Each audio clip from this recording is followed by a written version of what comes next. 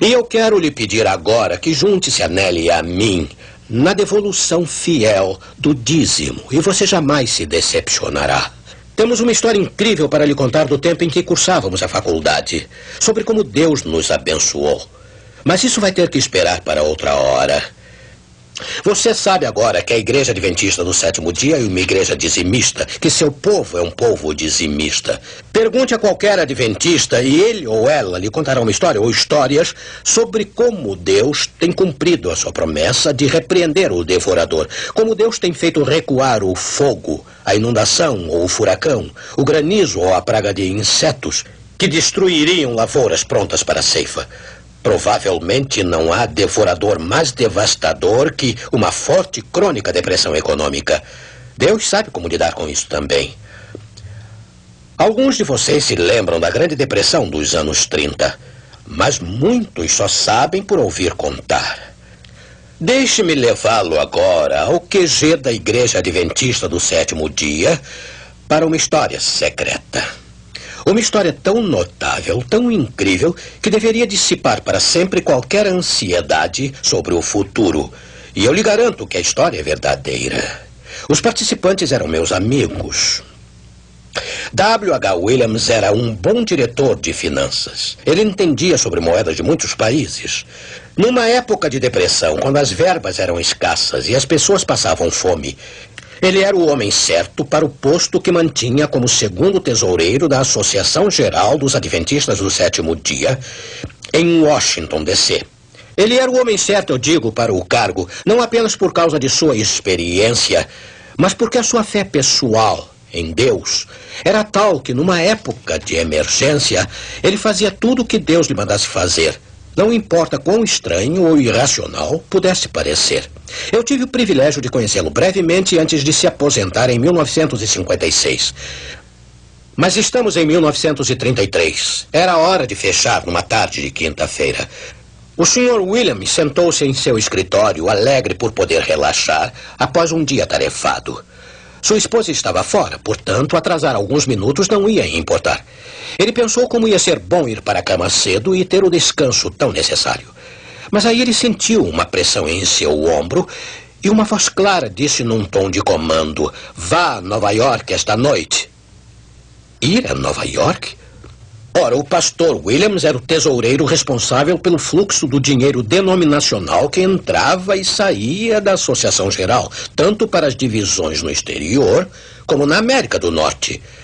Era ele que mexia com bancos e, sabiamente, não depositava as verbas num só banco. O dinheiro era distribuído entre um banco do centro de Washington, um do outro lado da rua em Tacoma Park e em 2 bancos em Nova York. Ele ia frequentemente a Nova York enfiar por cabo verbas para as divisões no exterior, mas ainda faltavam 10 dias para isso. Ir a Nova York esta noite? Ele se agarrou em sua poltrona e aí inclinou a cabeça. Ele disse: "Senhor, eu não tenho autoridade para operar negócios nesta época. O que vou fazer quando chegar lá?" A pressão continuou. "Vá." Ele estava cansado. Ele detestava uma viagem tarde da noite de bonde até a ferroviária. Então foi até a antessala do seu escritório para ver se Chester Rogers, seu fiel secretário, tinha ido para casa. Ele não tinha. Este prontamente concordou em levá-lo até a ferroviária para o trem da meia-noite. Chester Rogers não fez qualquer pergunta. Mas certamente ele tinha razões para ficar curioso sobre o que estava acontecendo. Porque o pastor Williams estava fazendo uma viagem não programada até Nova York de noite, 10 dias antes e sem autorização. E havia algo mais estranho. Durante algum tempo, o pastor Williams vinha retirando dinheiro do banco em Tacoma Park, $1.000 de cada vez. Em cada ocasião, ele havia simplesmente pedido a Chester para colocar as 10 notas de $100 num envelope, datá-lo, marcar a quantia e colocá-lo no cofre do escritório. Por que isso tudo? O pastor Williams não poderia dizer a ele, porque também não sabia a razão. Cedo na manhã seguinte, ele chegou a Nova York, ainda sem saber por que estava lá. Mas aí a resposta veio claramente: vá aos 2 bancos e remeta o dinheiro da missão para cada divisão. Ele lembrou a Deus que era muito cedo no mês, mas as instruções permaneceram intactas. Quando os bancos abriram naquela sexta-feira de manhã, ele viu-se de frente para o caixa, que geralmente cuidava de seus negócios. Talvez ele perguntasse o porquê de sua vinda tão cedo no mês e tão cedo de manhã. Mas ele nem sequer ergueu os olhos. O pastor Williams deu a ele uma lista das quantias a enviar para cada divisão. Aí aconteceu outra coisa estranha. Ele viu-se de repente dizendo: eu gostaria de mandar o triplo da importância que sempre enviamos em cada caso, por favor.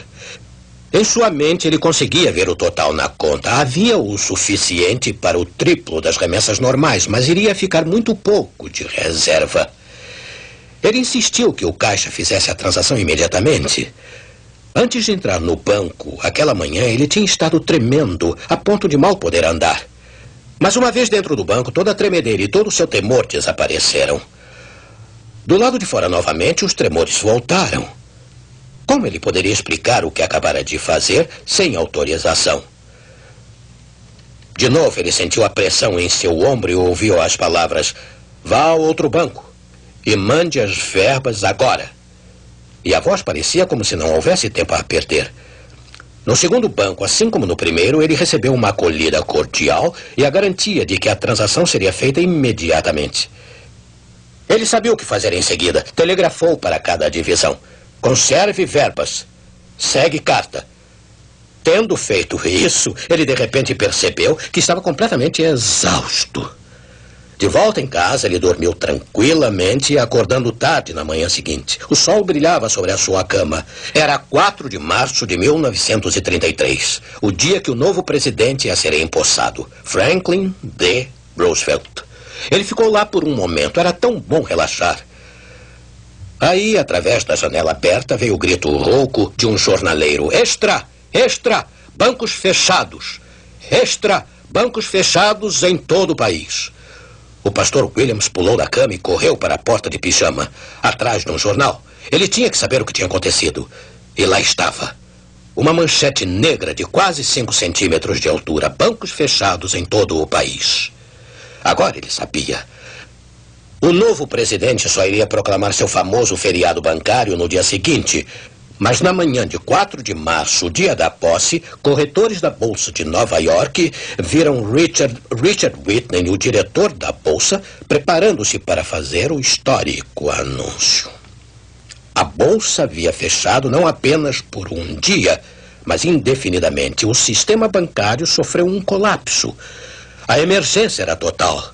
E a nação teria que se ajustar a um mundo sem dinheiro. Milhares de pequenos bancos jamais voltaram a abrir. Foi uma tragédia e muitos daqueles que sobreviveram só abriram depois de 3 meses. E durante aquele período não foi possível enviar dinheiro para fora dos Estados Unidos. Mas todos os missionários no exterior foram assim atendidos durante aqueles 3 meses.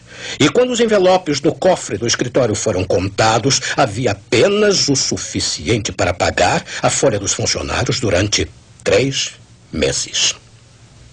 Amigo, haverá outros desastres naturais. Mais incêndios, inundações e tudo mais. E poderá haver uma outra grande depressão. Quem sabe? Mas isso realmente importa com um Deus assim? Ouça essa música.